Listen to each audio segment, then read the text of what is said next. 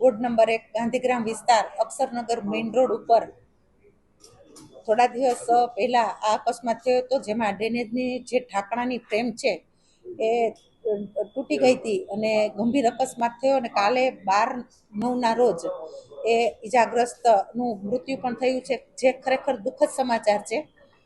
Drainage અધિકારીઓને તેમજ ward ઓફિસરોને અને ડીએમસી કક્ષા સુધીના આજે તાત્કાલિક ધોરણે મેં સૂચના આપેલી છે કે જાહેર માર્ગ ઉપર કે શેરીની અંદર ચોમાસા દરમિયાન જ્યારે કુંડી નબળી પડી ગઈ હોય અને એના ઢાંકણા તૂટી ગયા હોય, તેની ફ્રેમ નબળી પડી ગઈ હોય તો તાત્કાલિક એને બદલાવવી, કે જેથી કરીને આવા કોઈ ગંભીર અકસ્માત અને જાનહાનિ ન થાય.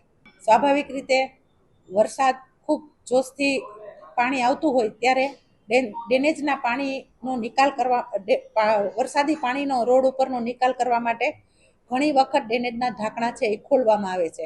પાણી ઉતરી જાય પછી ઢાંકણાને ઘણી જગ્યાએ અમે પણ જોઈ છે કે એને બંધ કરતા ભૂલી ગયા હોય છે.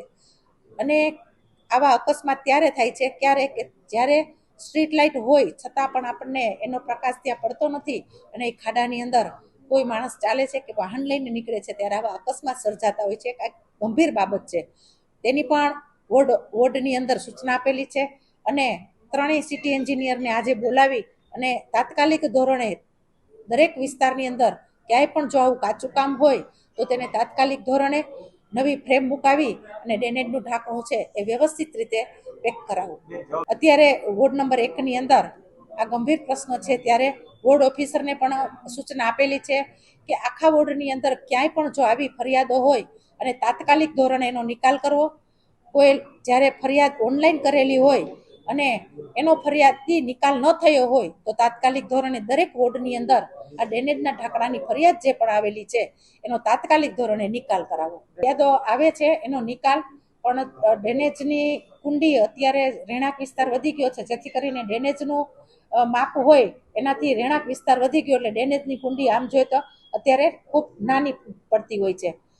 છતાં અધિકારીઓને જેટ મશીન લઈ અને તાત્કાલિક સળિયેથી જો આ કામ નીકળતું ન હોય તો મશીન દ્વારા પણ તાત્કાલિક ધોરણે આને કરાવવું, કે જેથી કરીને અત્યારે રોગચાળાની પણ સિઝન એટલી બધી વિફરેલી હોય છે કે ચિકનગુનિયા મચ્છરના જે ઉપદ્રવો છે એના લીધે પણ મેલેરિયા જેવા ગંભીર રોગો થતા હોય છે.